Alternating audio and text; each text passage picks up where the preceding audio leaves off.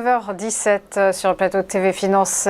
Intéressons-nous à présent aux devises et à leur cours. Et pour nous accompagner, on retrouve Philippe Lermy. Bonjour. Bonjour Roselyne. Vous êtes trader, formateur et ancien chef trader d'une banque centrale. Alors Philippe, on va d'abord revenir ensemble sur 5 événements de la semaine écoulée et on va commencer par la réunion de la Fed. Et comme prévu, la Réserve fédérale américaine a monté ses taux directeurs de 0,5%, mais cela aurait pu être bien pire. Oui, tout à fait. Donc c'était largement anticipé par le marché depuis longtemps, hein. Mais l'enjeu n'était pas là en fait, il était plutôt dans l'amplitude du quantitative tightening, hein, c'est-à-dire du retrait progressif des liquidités que la Fed a injectées depuis le début de la pandémie, hein. Donc la décision de monter les taux directeurs a été unanime, pourtant on s'attendait à voir un ou deux dissidents préférer une hausse de 0,75%, hein. Donc pour la diminution de son bilan, la Fed va démarrer juin. Certains traders s'attendaient à dès la mi-mai, donc elle commencera par réduire son bilan de 47,5 milliards de dollars et au bout de 3 mois, elle va monter à une réduction de 95 milliards de dollars par mois. Donc, bon, même si ce n'était pas anticipé par le marché, ça l'a été pendant un moment, Powell a exclu pendant la conférence toute hausse de 0,75%, hein. On l'attendait aussi sur une éventuelle vente des MBS, hein, qui est les Mortgage-Backed Securities. Ce sont des titres adossés au crédit hypothécaire immobilier qui font partie du QE, hein, et ça n'a pas été le cas. Donc au total, le message délivré par la Fed a été perçu moins restrictif par le marché, hein, que prévu et a favorisé donc des ventes de dollars. C'est ce qu'on a vu sur le coup, on a vu l'eurodoll et le CAD, les actions aussi monter. Bon, mais toutefois, on a bien vu que le soufflet s'est très très vite dégonflé le lendemain même, parce que, notamment le marché action qui est en train de revenir donc à la réalité, hein. Alors, comme vous le voyez sur le graphe, sur les 6 dernières années, le S&P 500 il est en train de réaliser sa plus mauvaise performance depuis le début de l'année. Avant, c'était 2020. Et donc maintenant, on a des performances qui sont assez négatives, hein. Alors, on va évoquer aussi la réunion de la BOE, hein. Il y a eu cette hausse du taux directeur comme attendu. Ça fait un petit moment, hein, que ce processus de durcissement monétaire est enclenché. Mais les membres du comité de politique monétaire apparaissent divisés. Oui, alors la BOE a commencé à monter ses taux avant la Fed, hein. Donc là, elle a monté son taux directeur, le bank rate, de 0,25%, donc il est à 1% maintenant.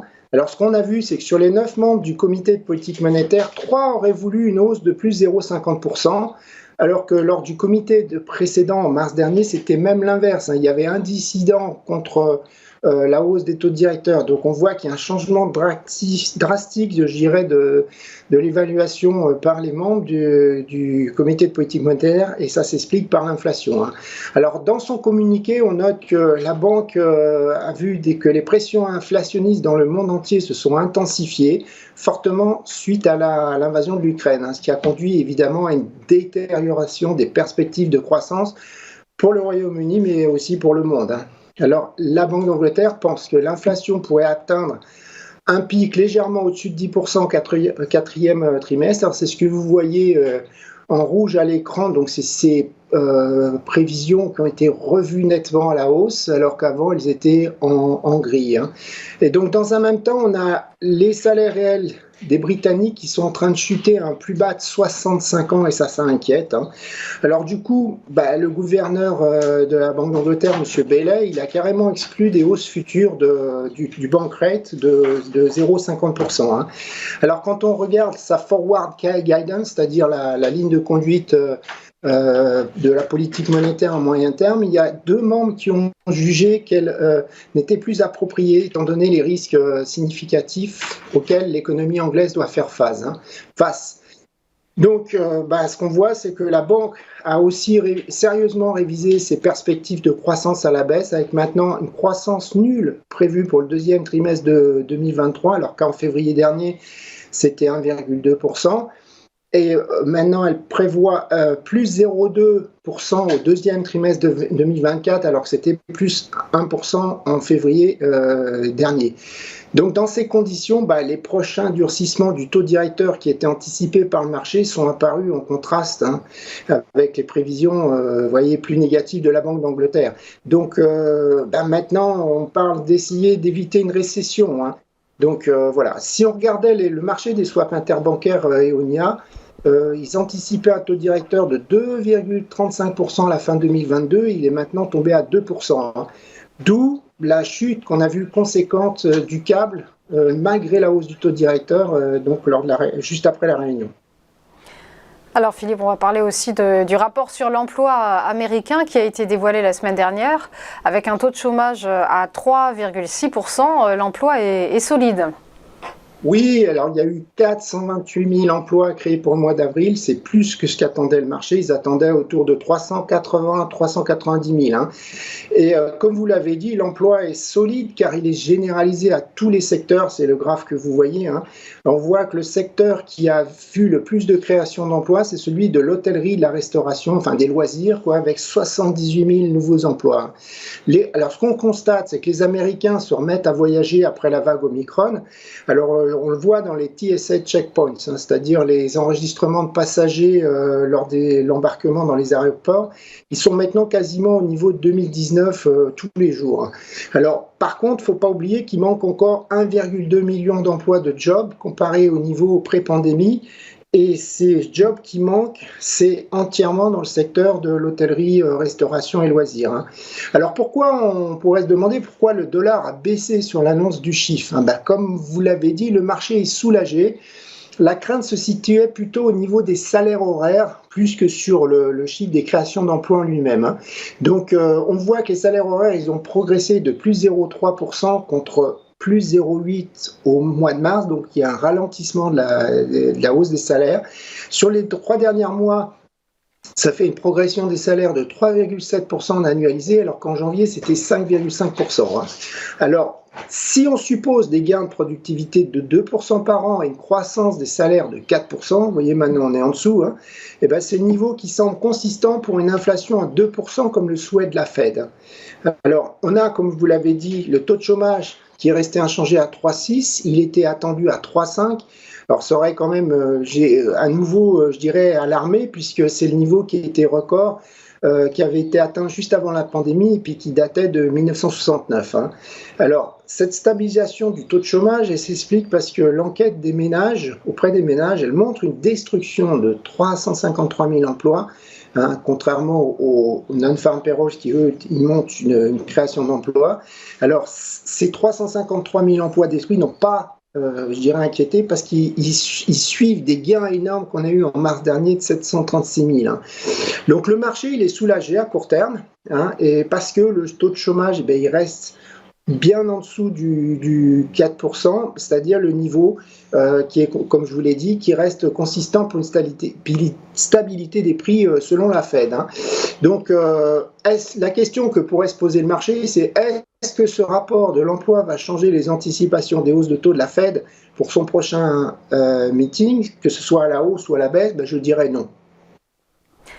Alors on poursuit avec la guerre en Ukraine et Vladimir Poutine, pour qui la guerre semble être pour qui l'histoire semble être le nerf de la guerre, est bien décidé à faire du 9 mai un jour de victoire et de démonstration de force. Oui, alors la parade, elle a commencé à 9 h ce matin.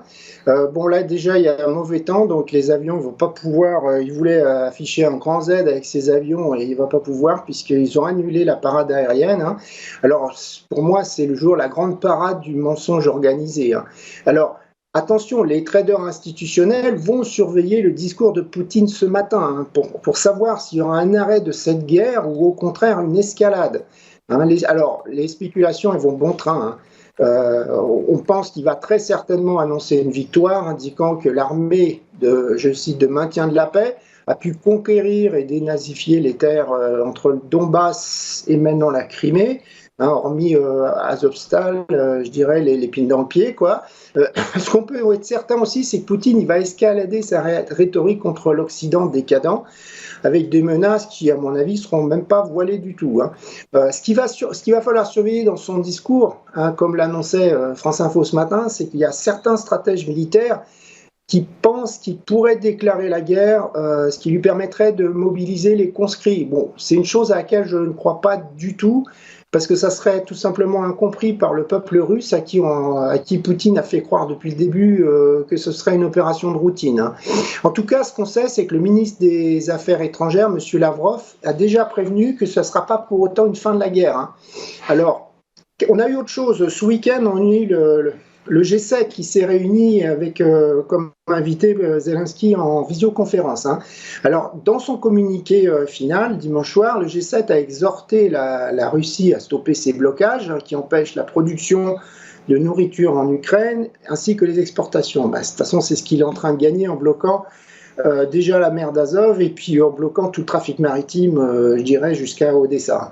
Alors, le G7, il s'engage à prendre d'autres mesures pour isoler encore la Russie économiquement. Alors, ils se sont engagés à stopper les importations de pétrole russe, mais bon, ce qui est gênant, c'est que pour l'instant, c'est des paroles. Il n'y a pas, hormis les USA qui l'ont fait, mais qui n'importent très peu, en fait, voilà, ces paroles. Ce qu'on voit, c'est que l'Union européenne, qui est en train de décider son 6e package de sanctions, il n'y a toujours rien de concret dimanche soir pour les importations de pétrole russe, hein. Alors pourquoi? Parce qu'il faut l'unanimité des 27, et puis il y a la Hongrie qui refuse toujours. Elle a d'abord argumenté que son pays ne dispose pas de façade maritime pour accueillir les tankers, donc ça c'est vrai, c'est un gros problème, mais l'UE a proposé des exemptions pour ce pays jusqu'à fin 2024, hein. Ils ont progressivement allongé la date d'exemption, et ils ont même proposé le financement d'oléoducs pour la Hongrie, hein, pour solutionner le problème. Mais Orban refuse toujours. Alors, il ne faut pas oublier que Orban a été contre les sanctions vers la Russie, hein. C'est voilà, ce qui est assez. Il est, je dirais, aimé par Poutine, hein. Alors pour info, il ne faut pas oublier que la Hongrie représente que 2% des importations de pétrole russe par l'Union européenne, hein. Alors point de vue marché, la guerre, elle est passée la semaine dernière à nouveau au second plan, hein, surtout après qu'il y a eu les services d'intelligence américains qui ont estimé qu'aucune activité russe n'indiquait une utilisation imminente de l'arme nucléaire. Alors voilà, la guerre, elle inquiète les marchés que du point de vue inflationniste. Alors, comme je vous l'ai dit, attention, ce matin, c'est quand même un point à surveiller comme le lait sur le feu. On va écouter le discours de Poutine. Alors, on suit aussi évidemment la situation pandémique en Chine et le confinement à Shanghai qui entraîne une baisse du yuan offshore. Oui, tout à fait. Alors, le secteur industriel chinois, il plonge, hein, il est en territoire de contraction. Et typiquement, quand lui, il est en contraction, les indices des directeurs d'achat, les PMI dans le secteur industriel dans le monde, chutent quelques mois après, hein. Donc ça, voilà, ça rajoute, donc, je dirais, une inquiétude du côté inflationniste, hein.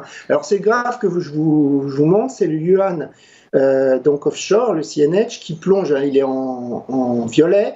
Et puis je vous ai mis en même temps l'eurodoll. Alors on voit qu'il s'était un petit peu stabilisé, il rebaisse, et donc ça rajoute une pression à la baisse sur l'eurodoll, enfin sur toutes les devises contre dollar, hein. Alors on a eu la semaine dernière le Politburo, hein, du Parti communiste chinois qui s'est réuni et il a été présidé évidemment par le président Xi. Alors ce qu'on voit, ce qu'on remarque, c'est qu'il a été souligné l'importance de maintenir les mesures de contrôle du Covid. Alors je cite, hein, un relâchement conduira inévitablement à un nombre massif d'infections, de cas critiques et de décès, impactant sérieusement le développement social et économique, ainsi que la vie et la mort des personnes, hein. Donc, on a la messe qui est dite, la stratégie zéro Covid ne veut pas s'arrêter de sitôt. Alors, il y a eu un sondage de la Chambre du commerce européenne en Chine qui montre que comparé au début de l'année, il y a maintenant 2 fois plus d'entreprises qui envisagent de quitter la Chine. C'est du jamais vu depuis 10 ans, hein. Alors la seule chose positive qu'on a, c'est que les infections semblent devenir sous contrôle. Là, ce matin, il y a à Pékin, donc il n'y a pas de confinement. Les gens sont obligés de télétravailler. Alors Philippe, on va poursuivre avec les événements de cette semaine, hein, avec l'inflation aux USA et peut-être une accalmie en vue. Un ralentissement de la hausse des prix est attendu. En mars, il faut rappeler qu'on avait atteint une hausse record de 8,5% en rythme annuel. Oui, tout à fait. Alors, si les USA, enfin l'inflation marque un ralentissement aux USA, ça sera bien la première fois depuis novembre 2020. Alors, il y a certains acteurs de marché qui pensent même que le pic d'inflation serait passé. Bon, personnellement, est-ce que je viens de vous dire avant, notamment la Chine, j'y crois pas trop. Donc en effet, on ne faut pas trop se réjouir, hein, parce que une des raisons de ce ralentissement, c'est l'effet de base, hein, c'est-à-dire que ça fait déjà 1 an que l'inflation a vraiment décollé aux USA. Hein.